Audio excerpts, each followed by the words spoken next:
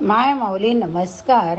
वेद ग्रंथातील एक महान ग्रंथ श्रीमद भागवत कथासार अभिवाचन करत आहे.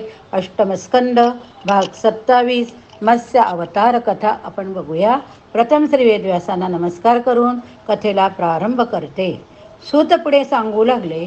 परीक्षिताने शुकदेवांना विचारले, मुनिराज, भगवंताचे कर्म फारच अद्भुत आहे. त्याने एकदा मत्स्याचे रूप घेतले होते. त्या अवताराची कथा ऐकावीशी वाटते मला. नृसिंह अवतार, वामन अवतार, कुर्म अवतार यांच्या कथा ऐकल्या. मत्स्याच्या परस्वाधीन तमोगुणी रूपात असे कोणते कार्य भगवंताने केले? भगवंताची ती संपूर्ण अवतार लीला आपण सांगाल का? शुकदेव म्हणाले, राजा, तुझी जिज्ञासा चांगली. विष्णू या सर्वांच्या अंतर्यामी. तो प्रत्येक शरीरात असतोच, पण त्या शरीराच्या सारखा लहान मोठा होत नाही. मत्स्य अवताराची कथा फार पूर्वीची आहे. पूर्वीच्या कल्पाच्या शेवटी ब्रह्मदेव निद्रिस्त झाला तेव्हा ब्रह्मप्रलय झाला होता. सर्व भूमी जलमय झालेली होती. ब्रह्मदेवाच्या मुखातून त्यावेळी तो निजण्याच्या बेतात असताना वेद बाहेर पडले. हयग्रीव नावाच्या दैत्याने ते पळवले. सर्वशक्तिमान सर्वज्ञ विष्णूने ते पाहिले तेव्हा विष्णूने मत्स्यावतार घेतला. पण थांब, तुला मी सर्व गोष्ट नीट सांगतोय. पूर्वी सत्यव्रत नावाचा एक राजश्री केवळ जलपान करून तप करीत होता. कृतमाला नदीत तो तर्पण करीत होता. ओंजळीत नदीतले पाणी त्याने घेतले. त्या पाण्यात एक छोटासा मासा आला. त्या मासोळीला परत पाण्यात सोडून दिले. तेव्हा पटकन तो मासा सत्यव्रताला म्हणाला, महाराज, आपण जलाचरांना आमच्याच जातीपासून भय वाटते. मोठे माणसे आम्हाला गिळून टाकतात. आता मला नदीत पुन्हा का सोडता? मला कुणीतरी मोठा मासा खाऊन टाकेल. सत्यव्रताला दया आली. त्याने त्या माशाला आपल्या जवळच्या एका भांड्यात घेतले व तो आश्रमात गेला. आश्रमात गेल्यावर रात्रीत झोपला. सकाळी उठून पाहतो तो मासा पात्रात मावेनासा झाला. त्याने मासा त्या पात्रातून रांजणात ठेवला, पण तेथे तर घटका 2 घटकातच 2-3 हात लांबी वाढली. मासा म्हणाला, राजा, मला या रांजणात पुरत नाही. मला जास्त मोठा जलाशय पहा. सत्यव्रताने रांजण उचलला, त्या सरोवराच्या काठी नेला. आतल्या पाण्यासकट मासा सरोवरात सोडून दिला. तेथेही मासा मोठा झाला. तेव्हा शेवटी नदी मार्गाने त्याला सत्यव्रताने समुद्रात सोडले. मासा म्हणाला, राजा, समुद्रातले मोठे मासे सुसरी मला खातील. मला समुद्रात सोडू नको. सत्यव्रताला आश्चर्य वाटले. तो म्हणाला, मत्स्य रूप धारण करणारा तू कोण रे? कोणी मासा एवढा भराभर वाढत नाही.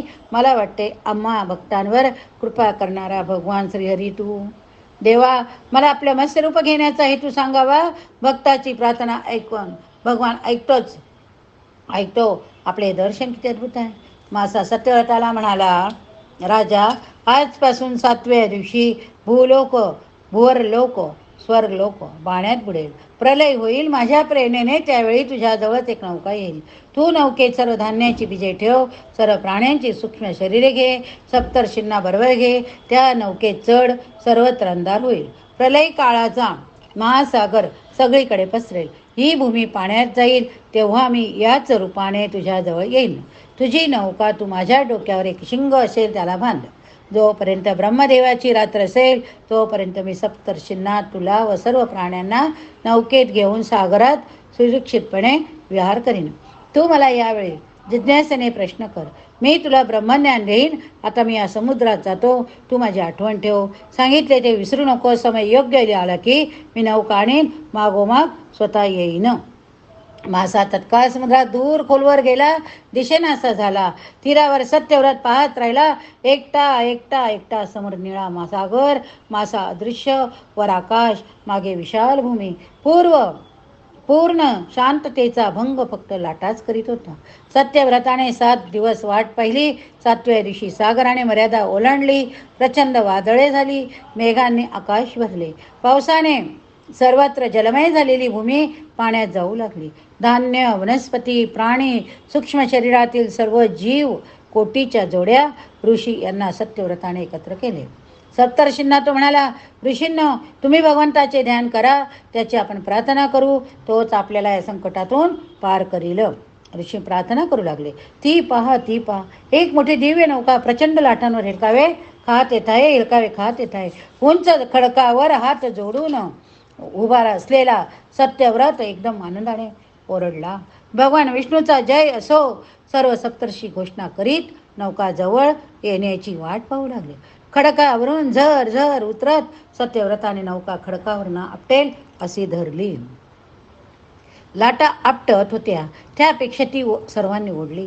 सूक्ष्म प्राणी शरीरे धान्य महत्वाच्या जीवकोटीची प्रतिमाने मातृका पुढील सृष्टीस उपयोगी सृजन कलेची दैवी शक्ती सप्तर्षी यास सत्यव्रत त्या नौकेत चढला. पुन्हा प्रार्थना सर्वांनी विष्णूचा धावा केला. तेव्हा महाप्रचंड मत्स्याचा अवतार उसळत्या लाटांतूनही आणखी उंच असा मध्येच दिसू लागला. थोड्याच वेळात नौकेच्या जवळ तो मासा आला. 4 लक्ष कोस विस्तारांचे त्याचे शरीर. सत्यव्रताने वासुकी नागाच्या साह्याने ती नौका त्या मत्स्याच्या शिरोभागी एक उंच शिंग होते त्याला बांधले. मत्स्याने एक वळण घेतले. प्रचंड शेपटीची अगदी थोडी हालचाल केली. ती नौका त्याच्या शिंगावर लहानशी दिसत होती. नौका खडक पडून सागरात त्या मत्स्याच्या आधाराने जाऊ लागली. हा मत्स्य म्हणजे श्रीहरीच होय. हा मत्स्य म्हणजे श्रीहरीच होय. सत्यव्रत सप्तर्षींना म्हणाला. सत्यव्रताने भगवंताची स्तुती केली आणि स्वतःला ज्ञानाच्या अंधारातून आत्मज्ञानाच्या प्रभेत न्यावे अशी विनंती केली. परीक्षिता त्यावेळी मत्स्याने सत्यव्रताला ब्रह्मज्ञान भक्ती योग कर्मयोग यांचा उपदेश केला. तो उपदेश मत्स्य पुराणात व्यासांनी ग्रंथित केलेला आहे. ब्रह्मदेवाची निद्रा म्हणजे सृष्टीचा प्रलय, त्याचे जागे होणे म्हणजे सृष्टीचा प्रारंभ. ब्रह्मदेव जागा झाला त्यावेळी हयग्रीव दैत्याला भगवान विष्णूने मत्स्य रूपानेच मारले. वेद पुन्हा ब्रह्मदेवाच्या हाती दिले. हयग्रीव पाताळात गेला होता. तेथे जाऊन विष्णूने वेद पुन्हा हस्तगत केले. मत्स्य सत्यव्रत यांची ही कथा आहे. हाच सत्यव्रत आता विवस्वानाचा पुत्र श्राद्ध देव म्हणून असून तो सध्याचा मनू आहे. परीक्षिता, त्या नौकेतील सामग्रीचा उपयोग करून विधात्याने नवीन कल्पाची सृष्टी उत्पन्न केली. जो ही कथा श्रवण करतो त्याचा भवसागरातून उद्धार होईल एवढे सांगून शुकदेव विश्रांतीसाठी उठले. सूत शौनक ऋषींना ही कथा सांगत होते. या ठिकाणी अष्टम स्कंद समाप्त झाला. पुढील नवम स्कंद सुधुम्नाची कथा आपण बघूया. हरये नमः. ओम नमो भगवते वासुदेवाय. ओम नमो भगवते वासुदेवाय. ओम नमो भगवते वासुदेवाय. एवं रूपं सदा कृष्ण सुनार्थ भावये सुधीः देवकी सुतं गोविंद वासुदेव जगत्पते. वासुदेव जगत्पते. हरि ओम तत्सत्. हरि ओम तत्सत्. श्रीकृष्णार्पणमस्तु. शुभं भवतु.